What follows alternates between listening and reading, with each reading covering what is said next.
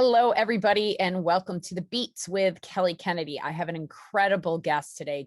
Sargent Goodchild is his name, and he helps children be good is his game. And it's a very long and very fun podcast. So I encourage you to honestly watch this one and take the hour and a half. I know that's a lot of time, but I will say that I didn't want to stop the podcast. I actually pushed off 2 other podcasts in order to make this one happen, because the information and what Sargent has done with his team, with his purpose in his life, is heartwarming to say the least, and gives everyone hope.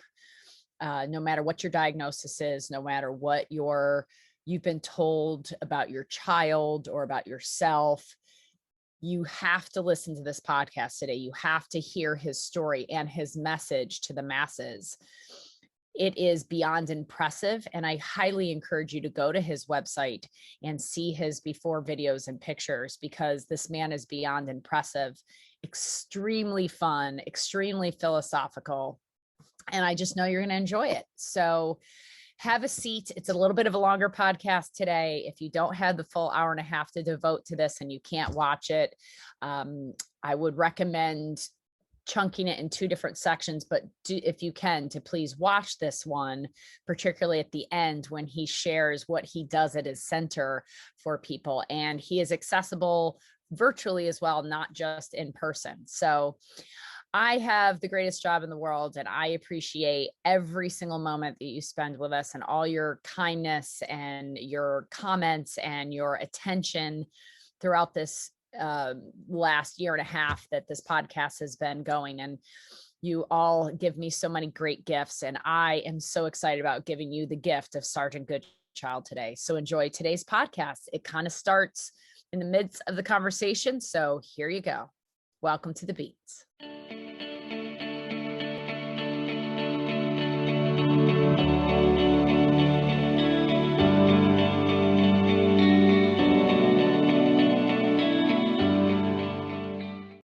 Were you vaccine injured? Is that what? So my mother would have told you that vaccines saved my life.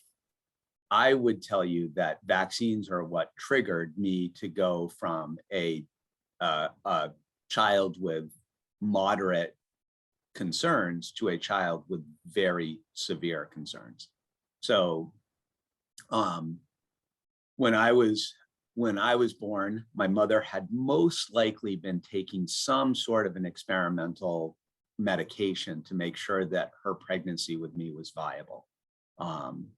There were other things aside from thalidomide that were being used in the late 60s in that regard. And my mother had a history of miscarriages before she ever became pregnant with me. Gotcha.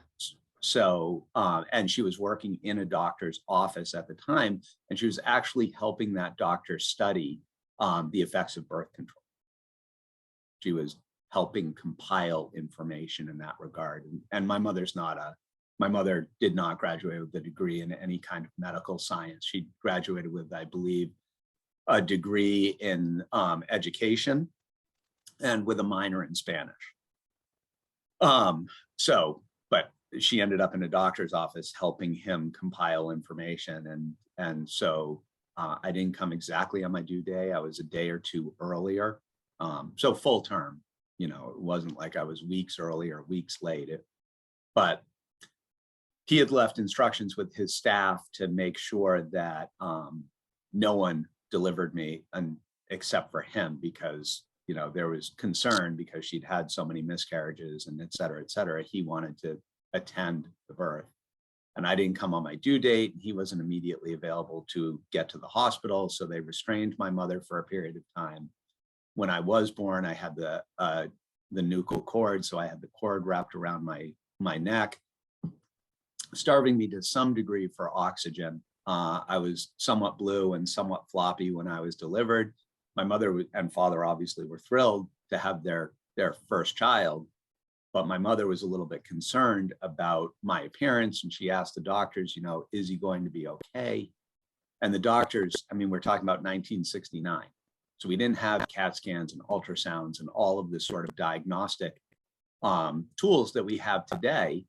And the best that the doctors could offer my mother at that time was to say, we won't really be able to tell you, Mrs. Goodchild, until he's 4 or 5 years old.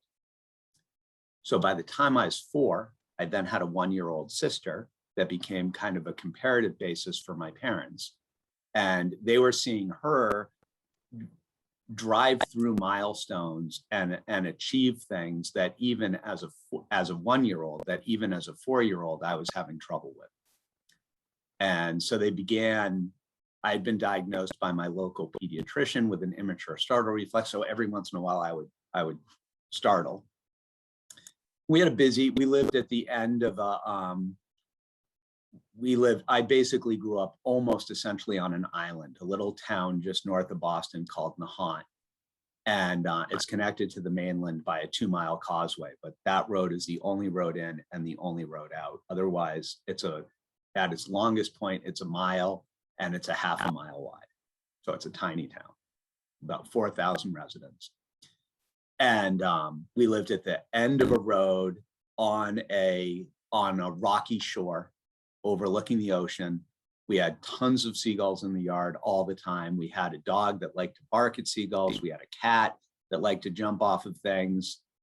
So there was always activity in the house. So when I would do something like that, my parents would, just dismiss it as the cat startled them, the dog barked, the seagull squawked, someone, something had happened that had caused me to startle, because that's what the pediatrician had diagnosed it as. But as my sister aged and was doing things that I wasn't able to do, they started becoming more and more concerned about me, about my behaviors. I was the kid that you could put in the corner of the room. And my mother always says she could have left me in the corner of the room, gone shopping for 2 hours, and come back home 2 hours later to find me in the same corner of the room. I just wasn't interested in anything. I wasn't moving around and playing with toys. I just kind of sat there by myself. And, you compare that to my sister, who at one was like an extremely precocious, getting into all sorts of trouble 1-year-old little girl. And they were like, what is going on? Like, something is not right. And so they brought me they started bringing me to Children's Hospital here in Boston at that stage. And the doctors at Children's Hospital decided that I was going to be pretty significantly learning disabled, with no specific diagnostics, right? They didn't diagnose me as having epilepsy at that point. They weren't talking about mental retardation. They weren't saying that I was uneducable. They hadn't put all of those labels on me yet. Those would come shortly thereafter. What they did do is they said, we recommend that you get him into an early education setting. Because again, this was when we were first starting to play with early intervention, and free and appropriate education was a new thing. And so my parents chose to put me into a Montessori school in a neighboring town. And in order to get into that Montessori school, guess what I needed? Vaccine. And so when I got my MMR vaccine at 4, just before I was 5 years old, that immature startle reflex went into full-blown, almost status epilepticus, right? My mother says, when you, thank God you got that shot, because after you got that shot, you didn't produce saliva for almost a year. That is a very significant injury, right? Not being able to produce saliva, not being able to trigger peristalsis and proper digestion, that is a very significant adverse event following a vaccine. And my mother always would say, what if you'd actually gotten the measles? It probably would have killed you. Well, the measles shot, I would argue, almost did, right? Because that led into all those other diagnoses that I just mentioned a moment ago. And that led to me being put on an enormous amount of medications. At different times, I was on phenobarbital, Mebrol, Klonopin, Valium, all sorts of drugs. I had a ton of upper respiratory infections, and at no time did any combination of any of those drugs ever prevent me from having seizures. I was still having probably a grand mal a few times a week and hundreds of petite mals a week. Wow. And, you know, I was very fortunate in that my parents managed to continue to stumble into the right people throughout my childhood. Like, there was a point at which my mother was in the seizure ward at Children's Hospital with me, and I wasn't the only kid in the seizure ward at Children's Hospital. There was another mother there, and they struck up a conversation, and that other mother looked at my mom and said, "You're not still putting Bounce fabric softener in the dryer, are you?" And my mother said, "Yeah, just earlier today, put one in." And the mom goes, "I wouldn't do that anymore if I were you." My mom went home that day and removed fabric softener from the dryer. And that got rid of 50% of the seizures that I was having. Wow. That no amount of medications had ever been able to even get close to that level of seizure control. Wow. Right. And, later on, when I was in that early education setting, my mom was volunteering some of her time for another local family whose daughter, Sarah, was in near drowning. And they were doing this crazy program where they were doing these really choreographed movements. So they had Sarah's family was an extremely wealthy family and a very, very powerful family on a political level. And so when Sarah managed to finally get dismissed from the hospital, her parents took her home and used their remarkably broad network to figure out who was going to help their daughter recover. And what they ended up doing was implementing a program in which they required 70 volunteers to come into the house on a weekly basis to help them accomplish this program. Because the way the program was constructed, you went in and the people who developed the program said, "Okay, when does your daughter wake up? When does she eat? When does she nap? And when does she go to bed?" And they literally filled every other moment of that girl's existence with work to fix her brain. Like, wow. Very specific, developmentally targeted, functional movements. And, when you're working your kid 18 hours a day or whatever it is, 16 hours a day, you can't do that alone. No. And so so my mom was one of the 70 volunteers who was showing up at the house each week. Right? She had a shift that was, I don't know if it was Tuesdays and Thursdays or what it was, but she had a couple of shifts every week where she would show up for a few hours and she would help take Sarah through these choreographed movement programs and help her learn how to crawl and do all the other things that she was doing. And then she would come home at night, and that would be the conversation around the dinner table with my dad. Now, I obviously don't remember all this because I was way too injured to have any memory of this. But my dad is a really incredibly smart guy, but he never rose to the level of education of all of his peers at work. My father sat as a partner in basically every commercial real estate firm that he's ever been a part of. And so the people that sat next to him had graduated from Harvard and Yale and Stanford and all of these kinds of places. And my father didn't.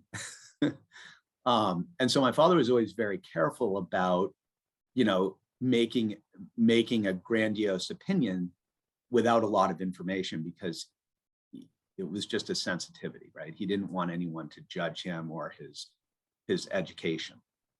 And that pervaded the home environment too, where my father would, really sit back and think about things. And my mother, it didn't make any sense. Like, why would why would you take a girl who'd nearly drowned at the bottom of the family pool? Why would you put her up on a table, move her arms and legs in these weird choreographed movements, and then put her down on the floor and ask her to crawl? Like, how does that work? It's not, you know, the other thing my father was a big sailboat racer. So the people he raced sailboats against were doctors and lawyers and entrepreneurs with lots of money, Right. not licensed acupuncturists and chiropractors and certified clinical nutritionists, right? So none of this made any sense from his world. But rather than stand in judgment on anything that my mom was said, he just took the day off from work and went with my mom to see what she was doing. And this is always a hard part of the story for me to tell. But when he got in the car, he looked at my mom and he said, "Martha, what the hell are you doing?" And she looked at him kind of dumbfounded, because she was like, "You just saw what I was doing." And he goes, "No, Martha, this family clearly doesn't need your help. They've got plenty of help. Our son needs our help." And so he was the one who set up the appointment for me and got the ball rolling. And that program, ultimately, I ended up seeing a physical therapist by the name of Art Sandler, who put together Right. what he back then called a neurodevelopmental or neurophysiological program for me. He was the first person to ever explain to my parents that all of these labels that had been attached to me were due to a brain injury that was not being addressed by any of the therapies that were being provided to me. So 9 months after beginning all of these choreographed movements, being up on a table and having 5 adults, I had 5 adults, 1 on my head and then 1 on each arm and leg, moving my body through these really choreographed movements. And I would do 60 repetitions of these movements. And as soon as they were done, I was put down on the floor and I was asked to crawl. And then when that was done, I did things to stimulate deep breathing. I did things to learn how to read. I hung upside down by my ankles to develop my vestibulo-ocular reflexes and change my functional vision. I did really, really intense work. And for the first probably 10 months of that work, I was doing that close to probably 6 hours a day. Wow. And you were old, like 10? No, I started right before my 9th birthday.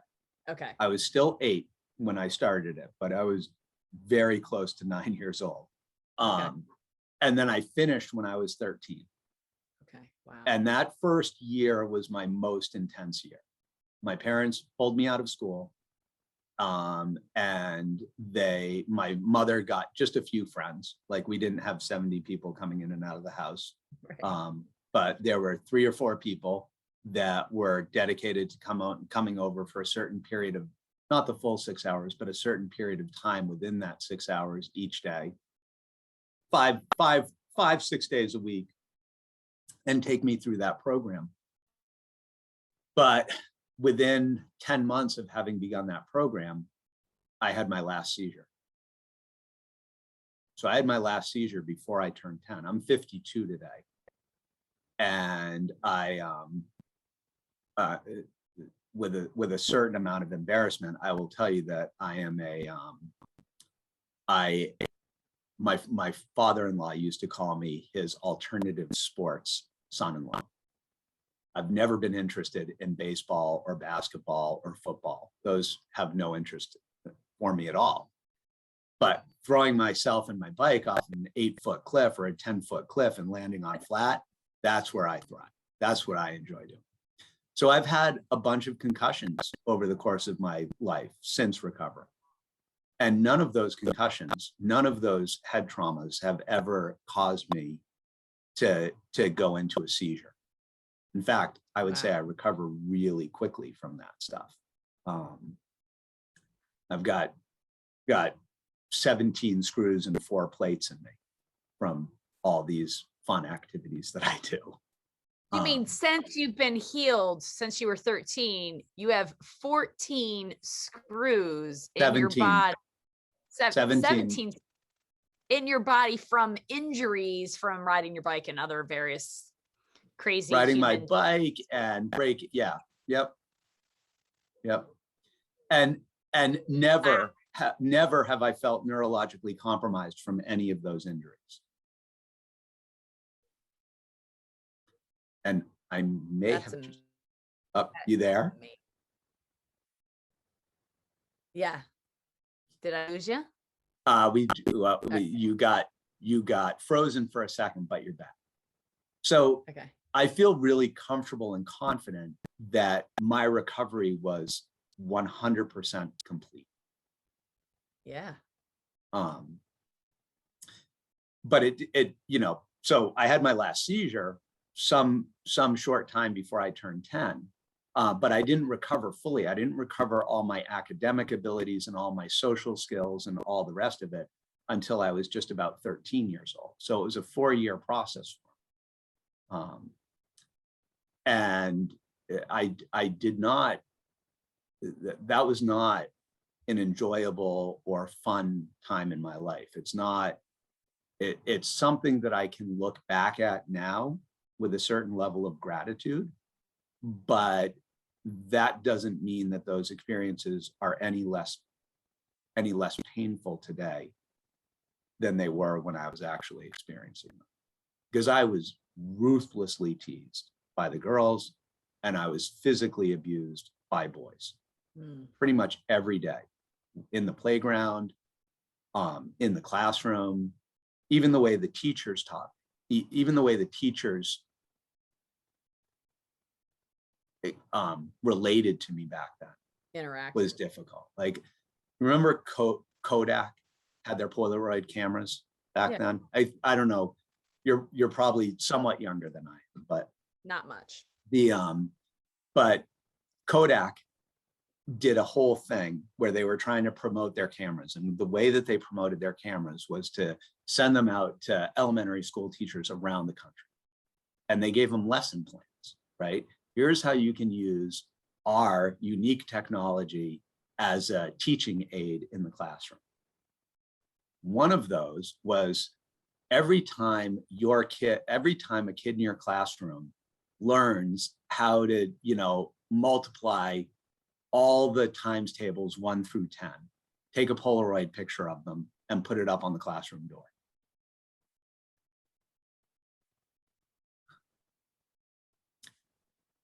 It's really hard when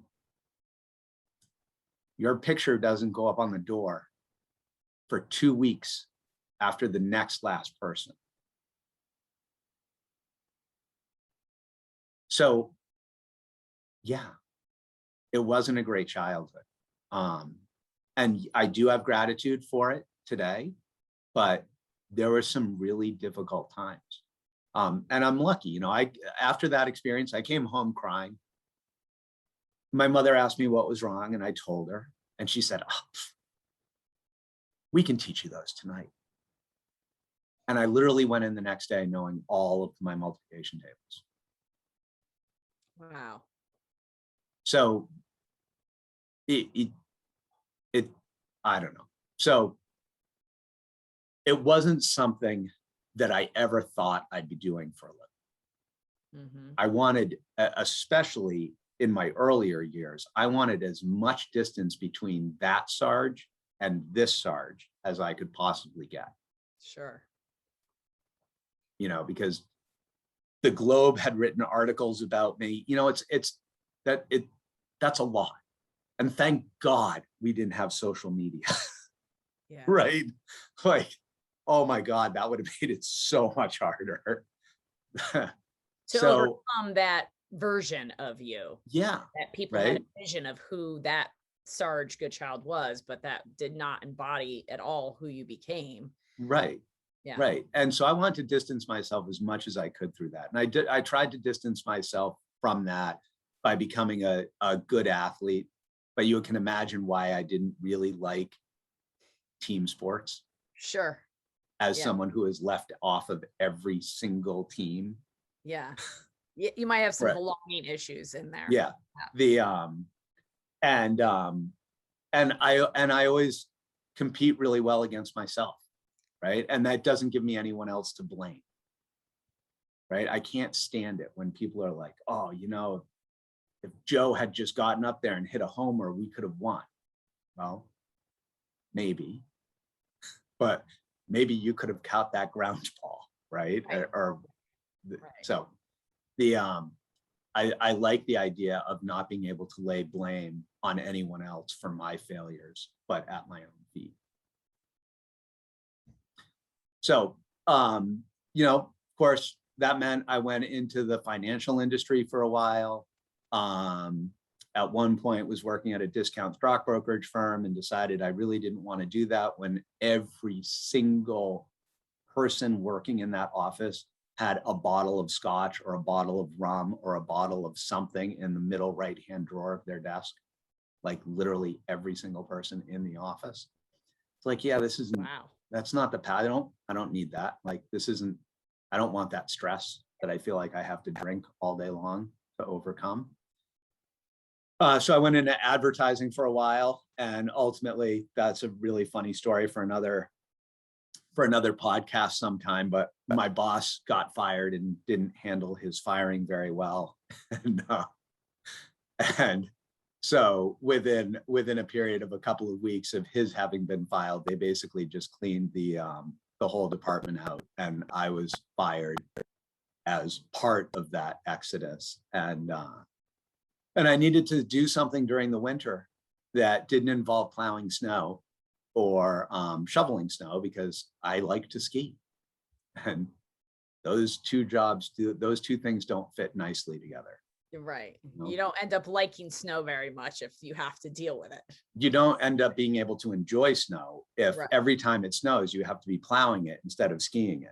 Right. Exactly. And my mother was looking for help. My mother set up the office, you know, and my mother needed help. And that was 26 going on 27 years ago. I thought I was going to do it for a winter. Wait, the office that you're now running? Yeah. In Active Healing?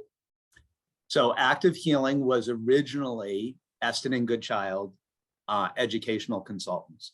Okay. Started very shortly after I recovered, a few years probably. Like I turned 13 in 1982. And I would say Sargent Goodchild had been formed and was in business by 1984. So your mother's mission became, I want to help other people do what I did for Sarge. My mother's way of my mother's hobby became, yes, my mother didn't have to do it to make money. Okay. My mother definitely needed something that she could do with her time, right? She needed an outlet for her brain and all of her energy. And there were so many people. I was in the same school system I went from drooling all over my paperwork and seizing in the back of the classroom and as mentally retarded and uneducable to the co-captain of the soccer team, the wrestling team, et cetera, right? Like on the lacrosse team, et cetera. And all these parents saw that massive shift. And they just started arriving at our doors on Saturdays and Sundays and asking my mom, listen, Jamie's struggling with this or whatever it might be. Jenny has this problem, you know, is there something that you did with Sargent that might be able to help my son or daughter? And so at the very end of my program, there was a boy named Johnny, and he had the kind of educational, he was struggling with lots and lots of learning disabilities. I was struggling with much bigger neurological issues, but also had a lot of learning disabilities. Right. And our mothers were sick and tired of us. So they swapped. So I would go to Johnny's house after school, and his mother would take me through the final aspects of my program. And Johnny would come to our house, and my mother would take him through the final aspects of his program. And so my mother and his mother ended up starting a business together called Goodchild and Butterworth Consulting. Gotcha. And then eventually that partnership dissolved. They went their separate ways. And my mother opened up a new business called Brainworks, which was near her new husband's house. And God, I don't even know, that must have been very late 80s or very early 90s. Okay. And Brainworks came into existence, maybe 88 or 89, if I were guessing. And she was doing this neurodevelopmental. Yeah, she was taking everything that she'd learned from working with me and applying it with other kids. Amazing. And you were like, I want nothing to do with this. I want the finances, and I just don't want to shovel snow. So I'll go help mom for the winter. Right. Yeah. Fired from the advertising agency, didn't want to shovel snow. This is what I'll do for the winter. 26 years ago. Right. Wow. And so I started in either late in 94 or early in 95, something like that. And in any case, have been, doing it ever since. Advocating for kids ever since. Yeah. And I knew that vaccines were a problem. If I started in 95, by 96, I was very aware of the existence of a vulnerable subpopulation, because I saw a lot of it, especially in my early career. Because in my early days of doing this, there wasn't, like, we had Bernard Rimland, right? The Bernard Rimland is I consider him to be the founding father of all DAN doctors, now called MAPS, right? But he was the one who triggered that whole revolution. Gotcha. Bernard Rimland. So there were some, but I mean, in 96, like functional medicine, like, yeah, right? Like, we didn't understand that autism was a cellular detoxification problem back then, right? That had neurodevelopmental implications. And so in any case, I've never had a huge practice, right? I don't see thousands of kids each year. But the kids that were making their way into my office, especially in the early days, were largely vaccine injured kids.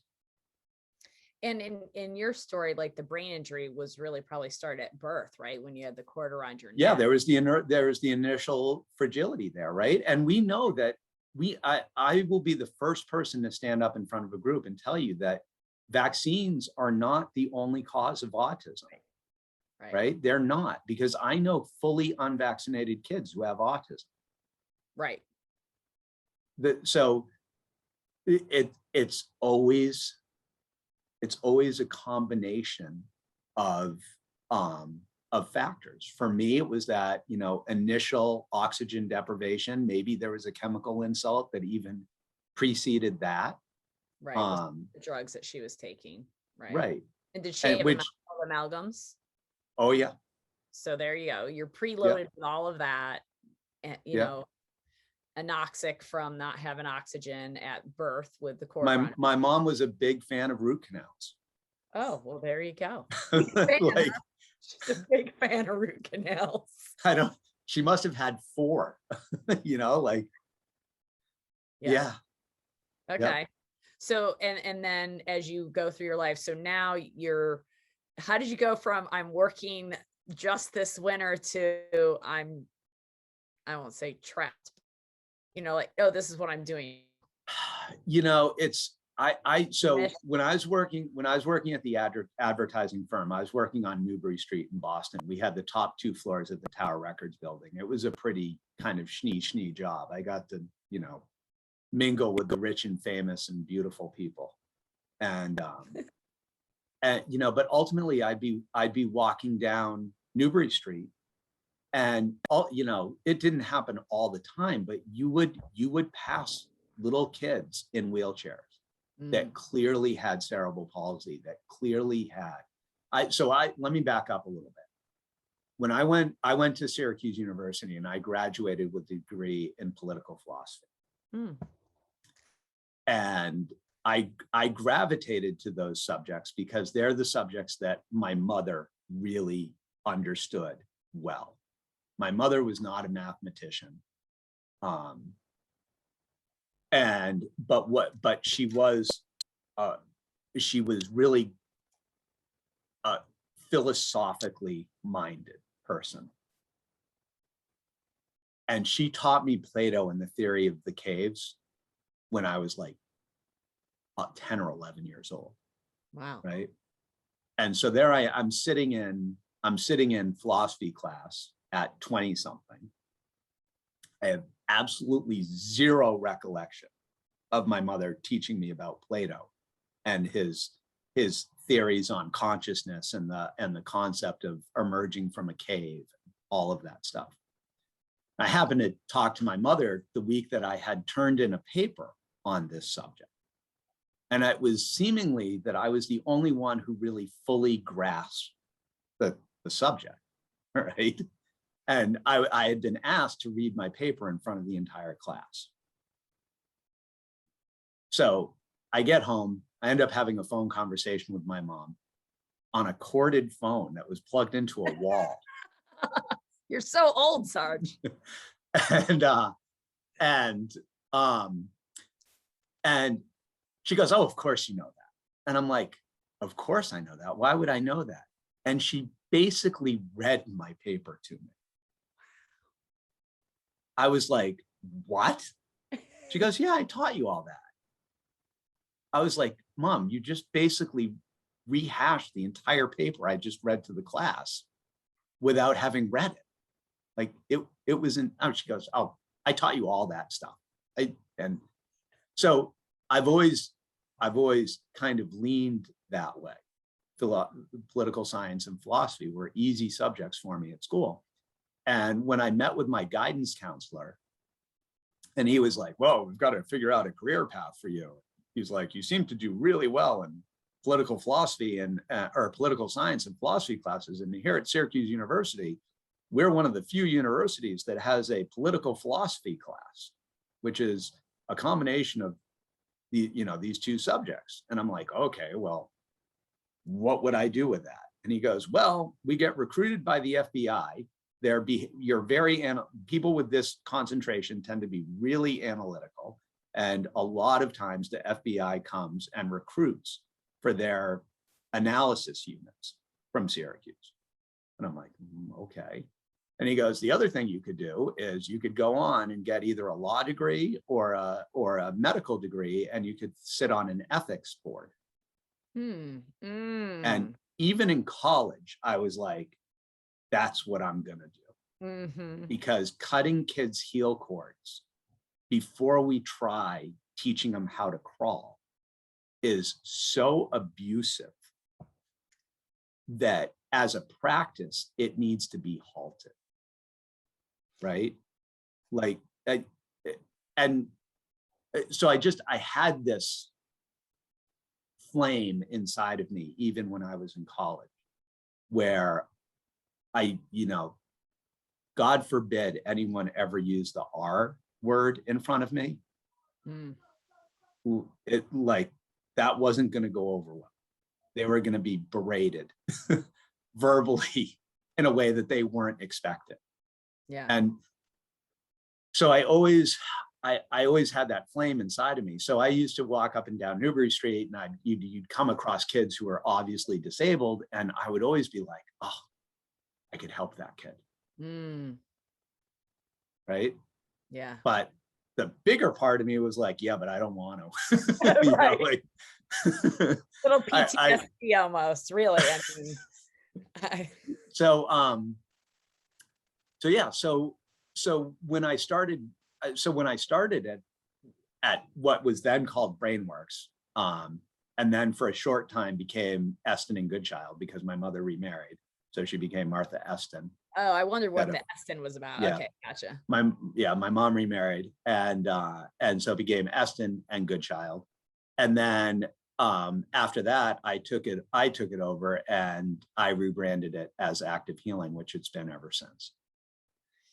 And so we kind of started this podcast a little unusual, but I love it. And we just dived right into your story, which is fabulous.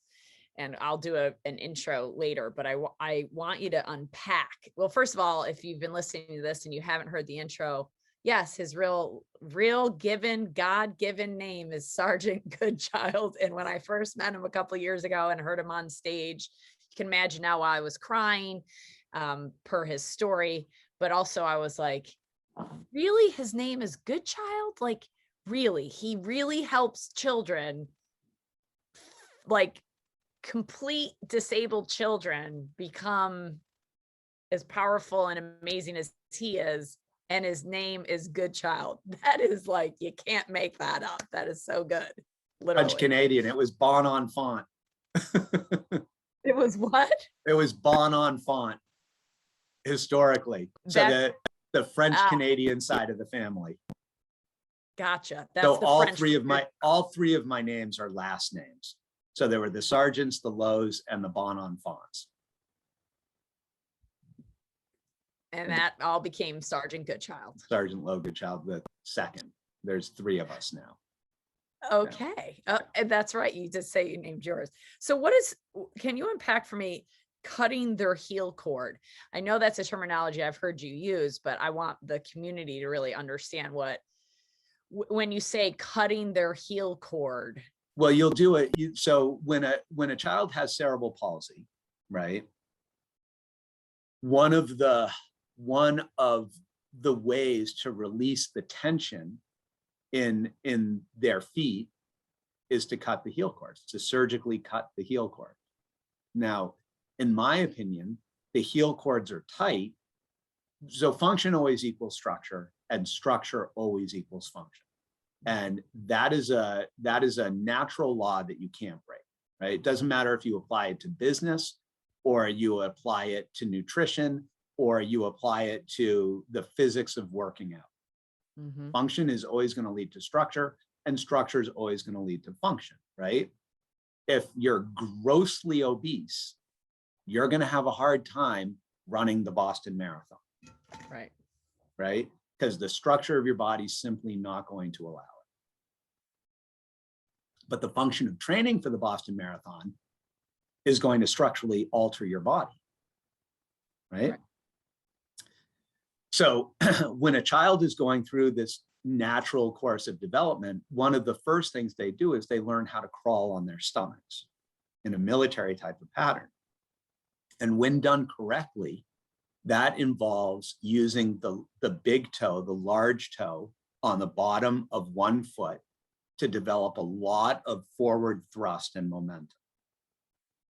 And when we put that foot through that range of motion, what happens is we arch the bottom of the foot, we stretch the heel cord, we begin to wear hip sockets, we help form the secondary curves in the spine, we begin to teach the eyes how to pair with the hands, and we track across the horizontal.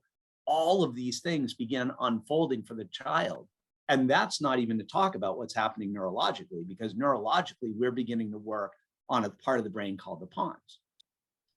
If we do this exercise incorrectly, and we don't use the toes, and we don't drive the momentum of the body forward through that big toe thrust, a toe dig, culminating in a push, what you'll get is really tight heel cords. It's the same as if all you do is wear 5-inch heels as a female, or male for that matter. But if all you do is wear 5-inch high heels, eventually your heel cords are gonna get tight, right? And the act of wearing a flat shoe is going to be painful. So function determines structure. I don't like to see kids' heels cords released surgically. I think that there's all sorts of things that we can try from a functional perspective before we go into an invasive procedure like that. And this is what they do to kids with cerebral palsy with that diagnosis to relieve the tension of the muscle spasming, essentially. And what yes, you're saying it's one of the tools they use. They'll also use Botox, right? injectable botulism Yeah, into paralyze right, that muscle. right. Yeah. So there's more techniques now than there were 15 years ago for this, or 20 years ago for this. But yes, heel cord releases are very common. And going back to what you were talking about with digging that toe in, creating the arch in the foot, extending the ankle up to the pelvis, the two, curves in the spine, as well as the eye tracking as they're moving across the floor. You're talking about the natural development of the neurology based upon crawling of every child, regardless of every child has to go through this to properly neurologically develop, correct? Every child has to go through this in order to develop what we in Western cultures appreciate, right? So in Western cultures, we want a child. Philosophical answer to that question, Sarge. I love it. Keep going. In Western cultures, what we prioritize is the ability for seated education, right? We want you to be able to sit in a chair, receive instruction, and ultimately learn how to read and comprehend what you're reading, right? That's what we value. We do not value being able to hit a monkey from 100 yards with a blow dart. That is not important to us at all in Western cultures, right? But in some cultures, it's super important, right? So I don't ever want my words to marginalize another cultural experience, because there are cultures in which kids never touch the floor until they're 9 or 10 months old. But those same kids, they're never going to experience a Western education. They're not going to be expected to sit in a chair for 6 hours a day and be instructable. So the way that they develop is particular to the needs of their culture. But in Western cultures, if we need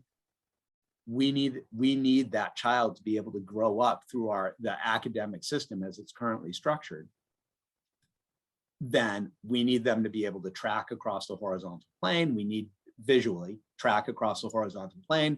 We need their eyes to be able to converge. We need them to hold a solid fixation point. We need the focal vision to be in its very specific realm, and we need the peripheral vision not to collapse in on the focal vision. We need the reflexes to be integrated so that they're not interfering with our ability to maintain, for instance, the symmetric tonic neck reflex. When that's integrated, we can sit in a chair with both our knees and our elbows bent without any discomfort. But when that symmetric tonic neck reflex is not integrated, it is impossible to sit in a chair in that posture. So you end up tying your legs around the chair legs. You do this kind of a thing. Yeah, I'm familiar. Are you? Yeah. So I have been through, I think I've been looking for a desk chair to sit in to do podcasts and so forth for 3 years. I finally have a chair at the office I'm trying out right now, but as you see this chair I'm sitting in, I will often change my seating throughout my day because there's not one chair that I'm ever comfortable in, because to sit with my legs uncrossed and my arms uncrossed, if I sit in this position for too long, I will not be able to, I'll have dead legs by the time I stand up after a certain amount of time. So there's a really good chance that you have a symmetric tonic neck reflex, right? And that I'm sure your friend Peter would say 100% she does. Yeah, and you were probably a fidgety kid all through school. I don't think I was, in all honesty, but I was a very good student. Maybe I was, I don't know. I went to Catholic school, so I don't Yeah. think there was any allowance for that. But I've seen it more as I've matured and gone to adult classes, find myself in classes as adult rather, that I cannot sit anywhere but the front row. Otherwise, I'm fully distracted and cannot sit still. If I'm in the front row, I can pay full focus attention to the speaker. I'm good. Yeah. If I sit in the second row, like you may have noticed at BRMI, I love my friend Christine Schaffner, but I don't think we should ever sit together because we were like chatty Cathy the whole time. And it was like that because I saw what she was responding to and I saw what this one was responding to. And then we got to take note of that. And I'm like, okay, I got to sit in the front row. So that's just so interesting. So there's you know, all the experiences that we're collecting that are, I think I'll back up again and I'll just say that we have a body for one reason and one reason only. And that our body is a vehicle that allows our brain to go out, collect experiences, and become educated through that process. Right? Our body's just a vehicle for our brain. Right. And if we treat it like, if we treat our bodies as though they are remarkably important in the development of the brain, we wouldn't be putting kids in jolly jumpers. Can you imagine taking a kid and putting a kid in a jolly jumper after that child has learned how to stand up and walk? No. They will hate it. Yeah, they will find it constraining and restrictive, and they will want out immediately, right? But putting a child into a jolly jumper or one of those vibrating chairs that they're on their back, or in the bucket system that clips from the car seat into the swing that's in the doorway, and then into the high chair at the table, like all these systems, they are confrontational for the child. They're confrontational from a visual perspective, they're confrontational from a structural perspective, and they're confrontational to that child's ability to develop in the way that nature intended it to him to, or her to. We are born with a remarkably intelligent, innate system that carries with it the design for our entire developmental process. And we have to learn how to get out of the way of that process. We have to get kids back on their stomachs. When, again, function determines structure. This whole back to sleep campaign, that in my opinion is a raging disaster. Agreed. When a child is raised on their back and they develop a flat spot in their occiput, can you imagine what's happening on an internal level with that child as far as their brain development is going? That's all we should need to see as a society to go, hey, we had the right intentions when we did this, but they are having bad consequences. And we need to be able to turn around and change things for the better. We need to be able to recognize the failure of our society right now that I'm seeing at such an epidemic rate is the inability to recognize safety signals.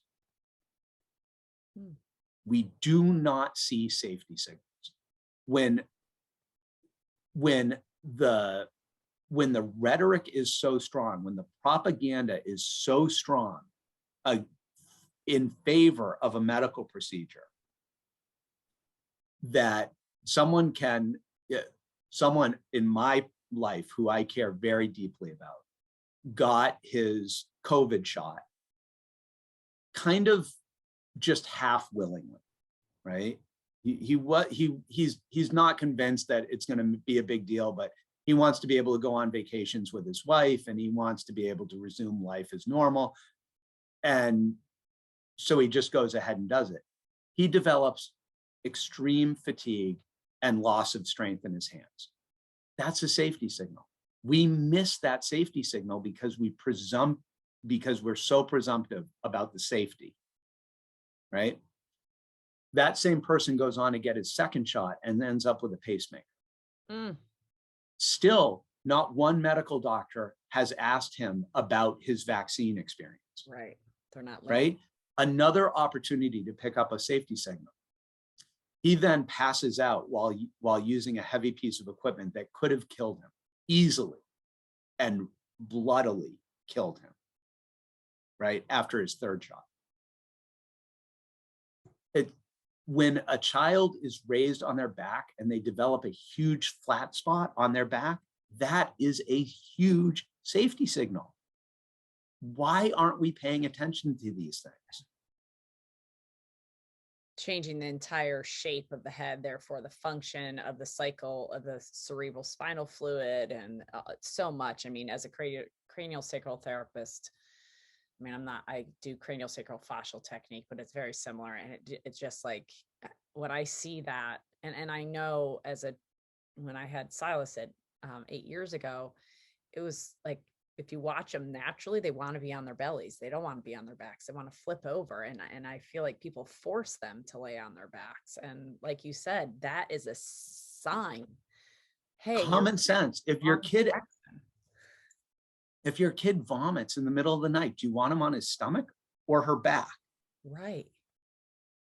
Right. It defies logic, in my opinion. Yeah. That it's, but again, the propaganda is so strong. Yeah. And it's impossible to get the message out. Well, I'm an eternal optimist, as we started this conversation with. It's not impossible. That's why we're doing podcasts, and we're encouraging Sarge to start his own podcast to get the message out, because I think we are in the age of information, obviously, and people are able to get the information rather than and we needed to come to a point. We needed to get to this point. Yeah. We needed it. I believe I recently read that 40% of the people hospitalized in Massachusetts, 40% hospitalized in Massachusetts with COVID are fully vaccinated. Mm-hmm. I don't know how you don't recognize that as vaccine failure. Right. I mean, that's what it is. It's when everybody knows somebody who's fully vaccinated but still ended up in the hospital, you have the opportunity to illuminate an enormous part of the population. And yet I just today on my Facebook page, someone in one of my recent threads said, simple fact, Sarge, we are dependent on vaccines. And I replied with, your family may be dependent on vaccines. My family is not. Just simple, like, not that. I don't think that was aggressive. I don't think it was nasty. I don't think it was mean. His next comment to me was, you should have child protection services called against you for neglect.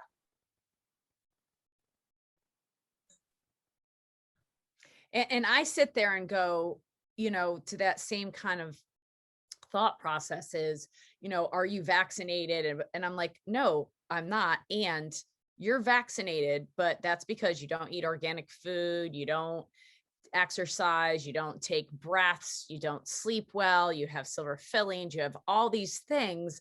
And rather than worrying about me wearing the mask, how about you change your lifestyle so that you're living in an alignment of what your organism, your body wants. Therefore, you won't be dependent upon a mask and a vaccine to get your health from. I do plenty of things in my life that I don't need a mask or a shot. The presumption that those of us who've chosen not to get vaccinated for whatever reason are being irresponsible people is simply a fabrication that could not be further from the truth. Because those of us, there are some people who are not getting vaccinated who are doing it strictly for political reasons, right? Yeah. There is that subset of people who are just so aligned with either, they love the current administration and they just can't wait to get a vaccine, or they hate the current administration and simply because of that refuse to get a vaccine. But the fact of the matter is, that's a very small part of the population. The people who are choosing not to get vaccinated right now are some of the most responsible people in terms of their health, right? They're not relying on their health insurance to create their future health for them, or lack thereof. Right.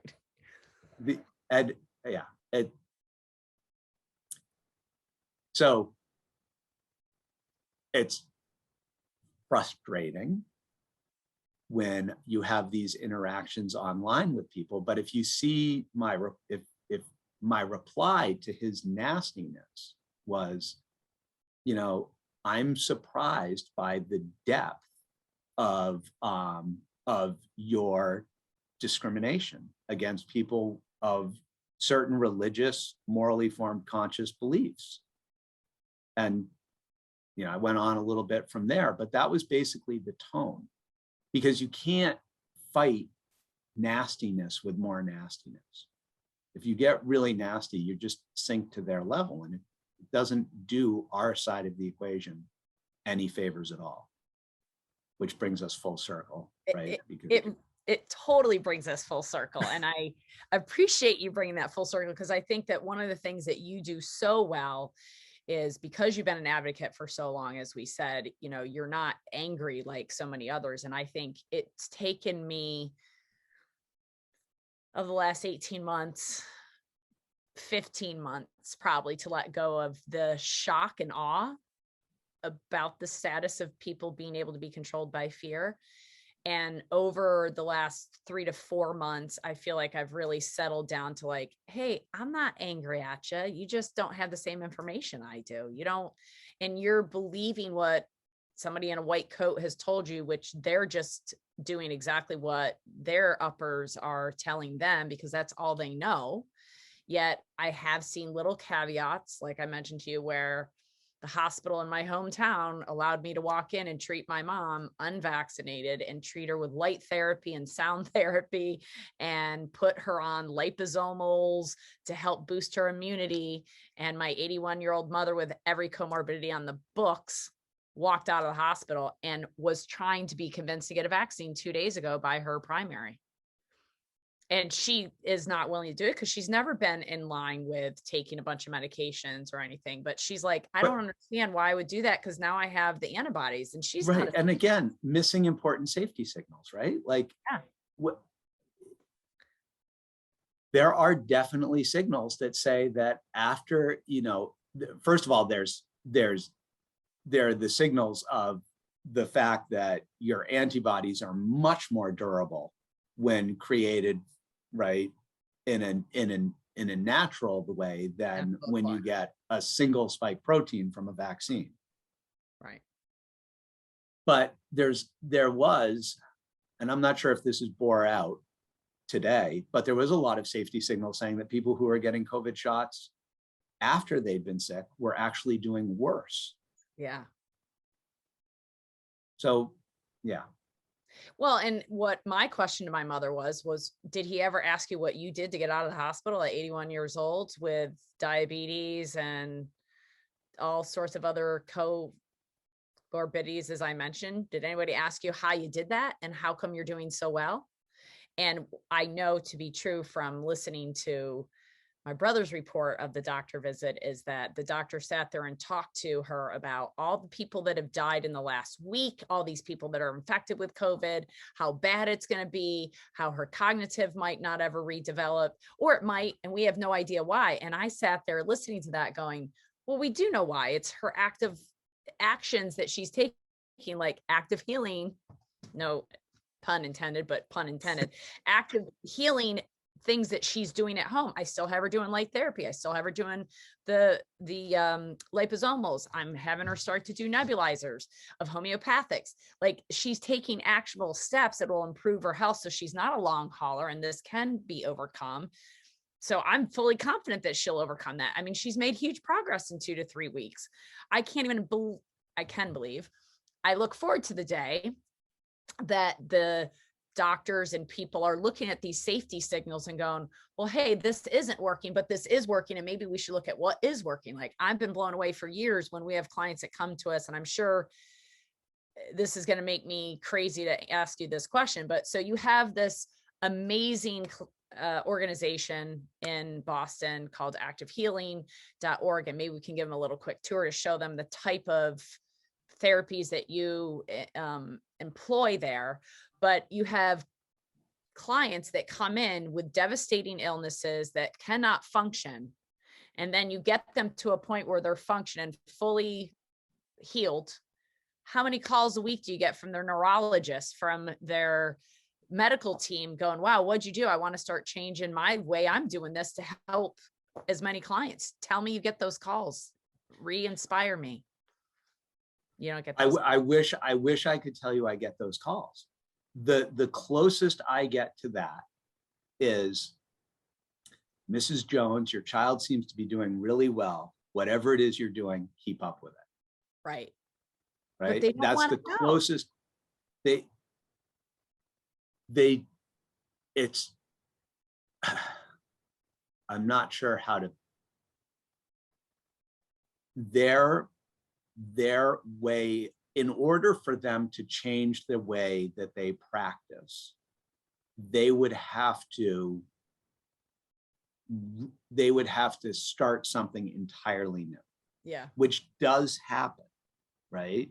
Yeah. There's this small group of physicians who are basically pulled into holistic fields, I feel, usually by moms, right? They see that, they get that they see a dozen moms, 2 dozen moms, and then finally they get to the breaking point where that 36th mom comes into their office and says, you know, this is what I've done for my child. And the doctor goes, you know what? I've heard this from 35 other people in the last month.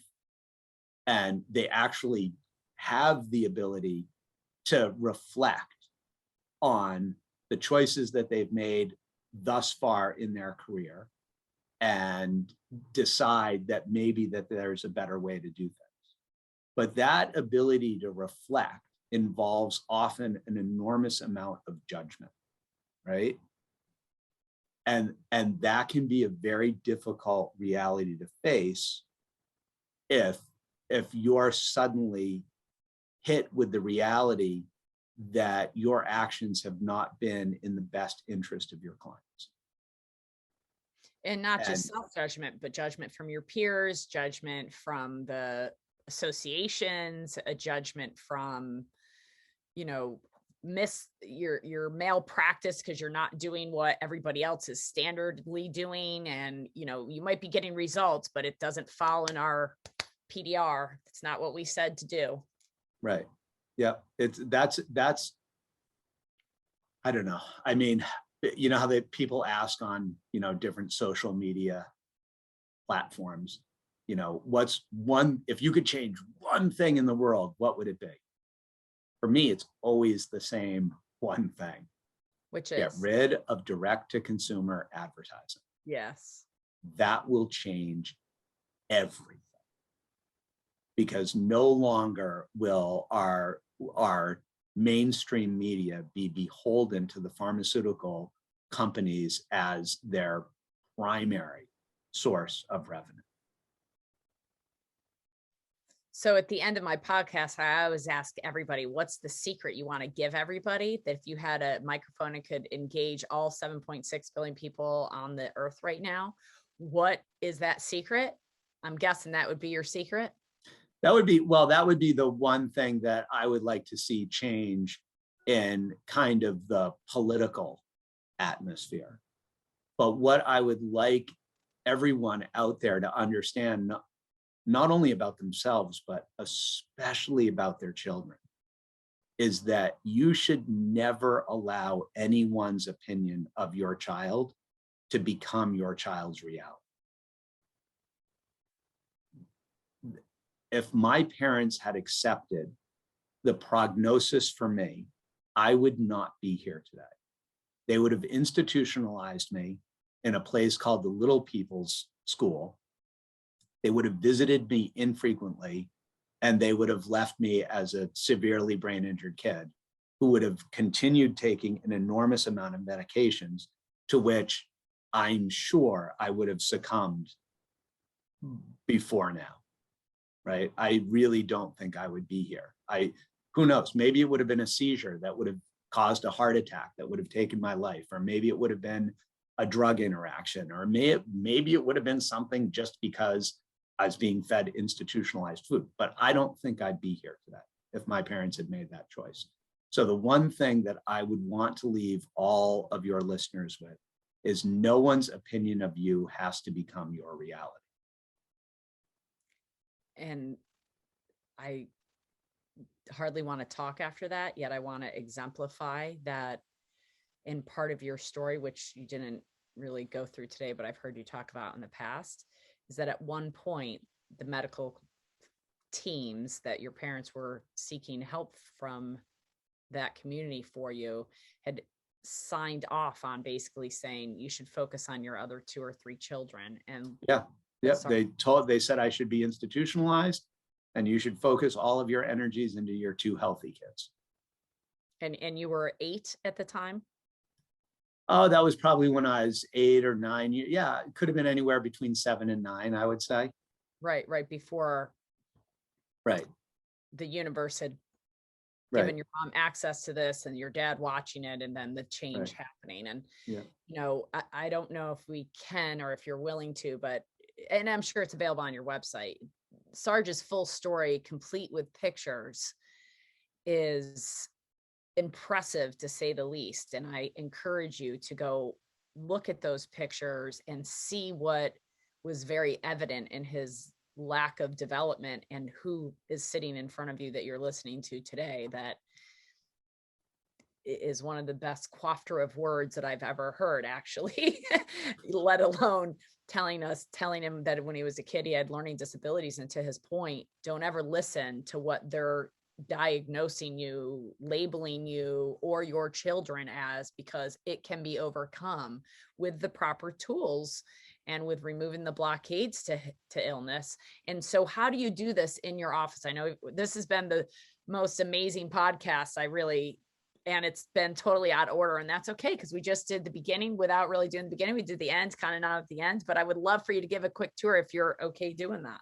I am. So before I give a quick tour, let me just say that the focus of the work that I do at Active Healing has always been, and will continue to always be, leveraging developmental milestones to trigger growth in very specific regions of the brain. And because we're literally looking to mature the nervous system, right? And so that has been my focus, is very personalized, unique programs of developmental movements to change the structure of the brain. Which then changes the function once you change the structure. Right. And you do not have to live in Boston to begin to work with Sarge, correct? You do. No, I have clients all over the country. Which is so exciting, because just having an assessment done with him it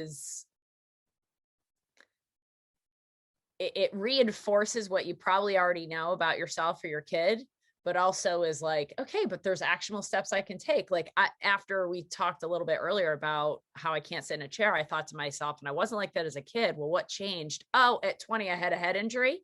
Perhaps right. And that very well could have brought back your symmetric tonic neck, right? Exactly. Especially the nature of how you got that head injury. Exactly. So give me 2 seconds. Yeah. Literally like less than 30 seconds. I will be right back. Yeah. And I will give you a quick tour of Active Healing. And I will say that all of the technologies that I use at Active Healing have primarily been vetted through the autism community. Because if you've got a brain that is actively on fire, where the inflammation is just so profound, it's really hard to build something that is actively burning down. So I believe that autism and a lot of other sort of the epidemic of childhood illnesses that we see have at their foundational level a problem with cellular detoxification. So I now offer at Active Healing a suite of services that allow me to actively detoxify kids. And I do it in an environment now where I not only help kids with learning disabilities, brain injuries, and attachment and bonding disorders, but I have people coming into the office who I'm supporting that have cancer, that have early onset Alzheimer's disease, that have all sorts of complex medical disorders, including chronic regional pain disorder, sports injuries. All sorts of different people now come into Active Healing for self-care on a very regular basis because they feel it's really beneficial.